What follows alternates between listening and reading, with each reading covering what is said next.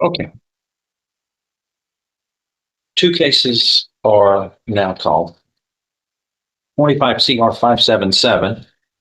You are Miles Alonzo Horn. Yes, sir. You are charged in that case with the first degree felony of aggravated robbery. And that alleges that a deadly weapon, namely a firearm, was used.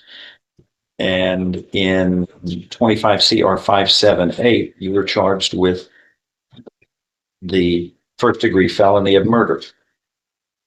And each of these carry with it as a punishment range of, if convicted, no less than 5, no more than 99 years confinement in prison or life in prison.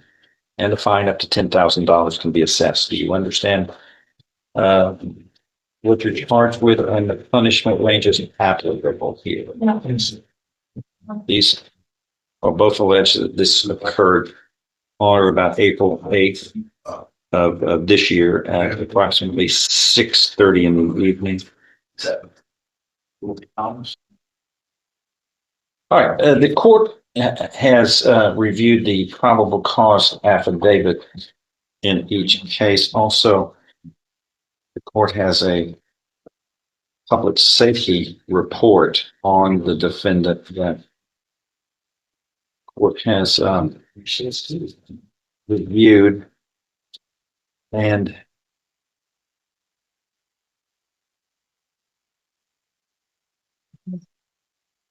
it looks as though the defendant has, among other than these charges, let's see, was arrested in November for assault causing injury to a family member, a misdemeanor. It was disposed of by what is called supervisory caution. Not sure what that means exactly, but that is that the public safety report states. Here, it looks like the magistrates have already set bonds in this case, correct? $1 million bond, the murder, 500,000 for the aggravated robbery, must have a GPS device, must be on home confinement, no contact with the victim's family. And I'm not sure who signed this because they write by the document. And he's a magistrate.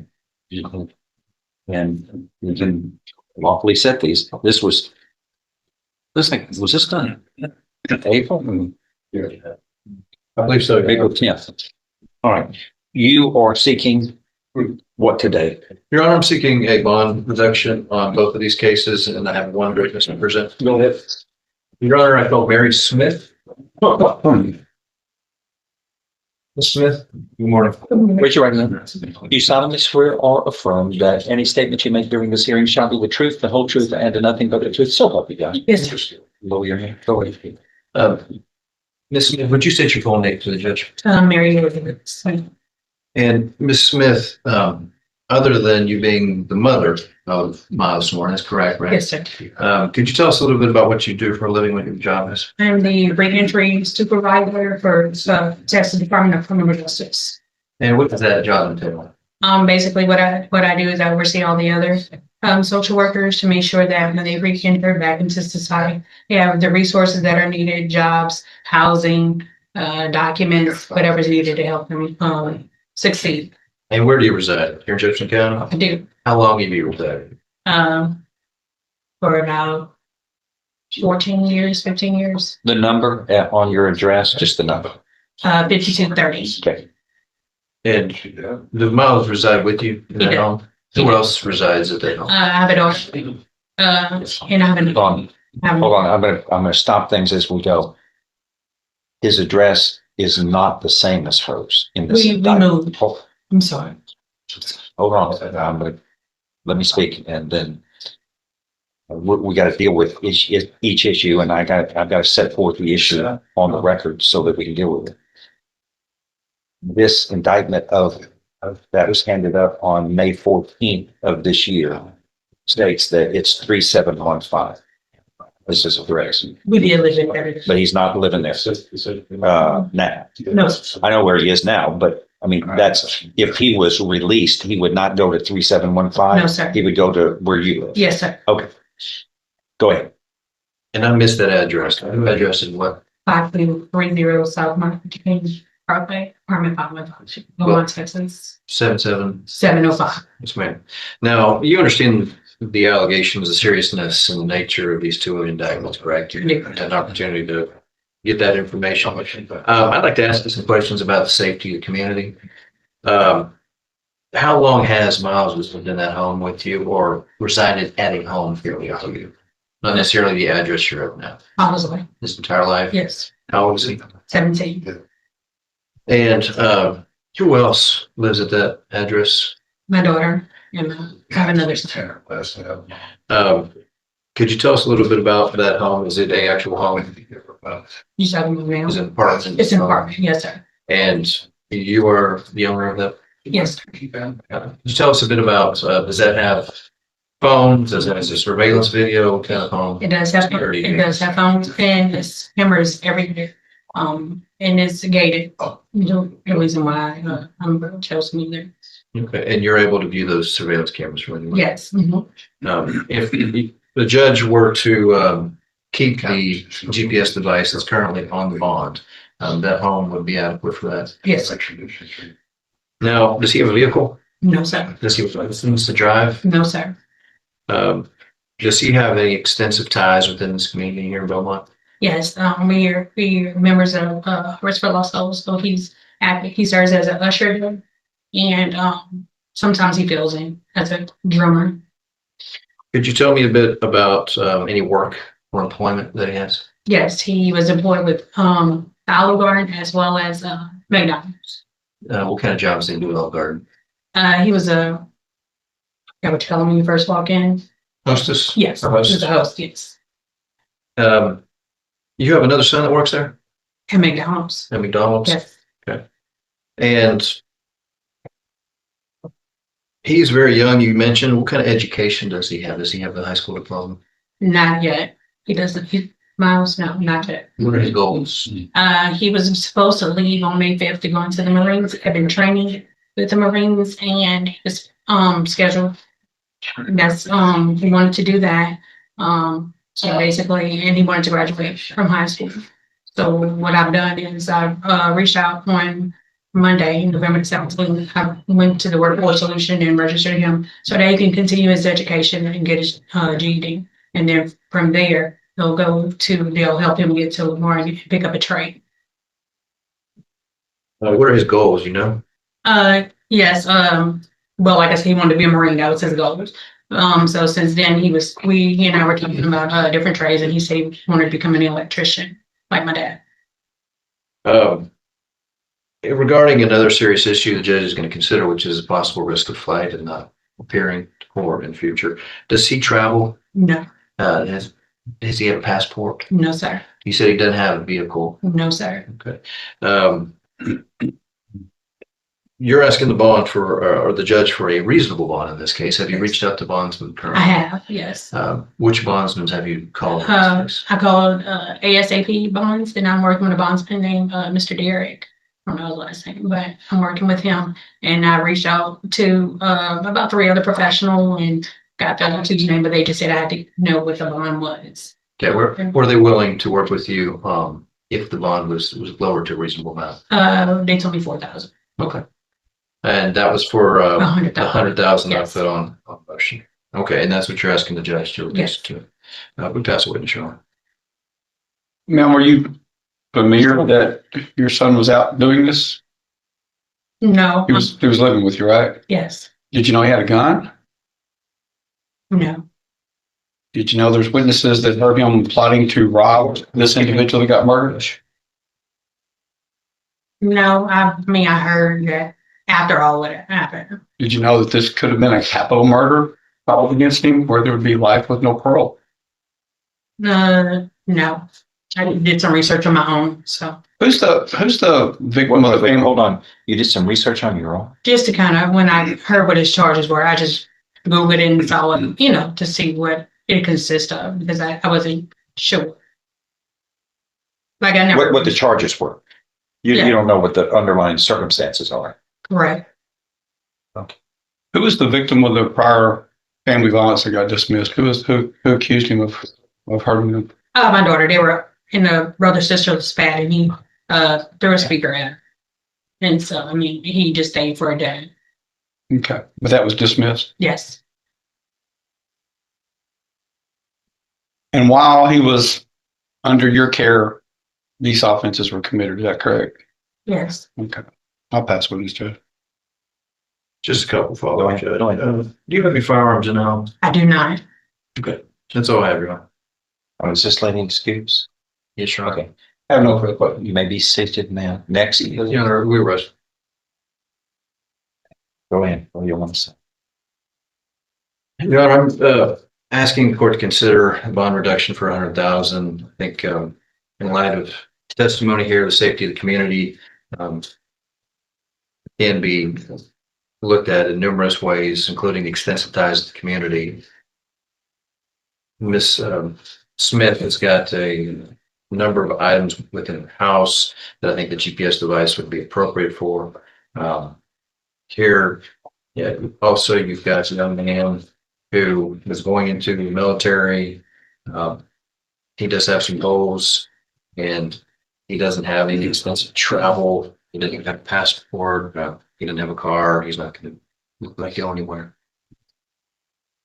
Judge, I'm looking at the file. This gentleman and another individual plotted and schemed to rob some people that came by on them bikes and waited for them to come back. And when they came back, that's when they decided to rob and ended up shooting and killing one of the individuals that got robbed. This could have been filed as a capital murder for the safety of the community because this was a planned event.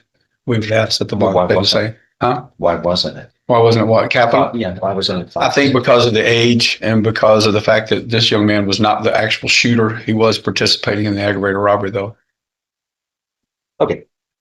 The law of what the rules should be for setting the amount of bail is found under Article 17.15 of the Texas Code of Criminal Procedure. And among other conditions and rules to consider, in not the least of which is the Constitution of the United States, but the nature of the offense and the circumstances under which the offense are committed are to be considered, including whether an offense involves violence, which this one does, which is deemed aggravating when considering what a bond should be. The ability to make bonds should be considered. I haven't really heard much about that except through his mother. I don't know what his conditions are because he did. No evidence is given from him personally. The future safety of a victim of the alleged offense, law enforcement, and the community are to be considered. Criminal history, if any. And then other conditions which court decisions have added to the statute, including a defendant's work record, family ties, length of residency, prior criminal record, whether the defendant has previously complied with bond conditions, other outstanding bonds, and any aggravating factors of the charged offense. And some courts have included another factor, the defendant's ability to make a bond, but a reasonable bond under the conditions and terms of law, or is what the law provides. Sometimes a reasonable bond is not something that somebody can make. Doesn't seem to have much, if any, of a criminal history. I think everybody agrees. That's right. I'm looking at this probable cause affidavit, which is very succinct, to say the least.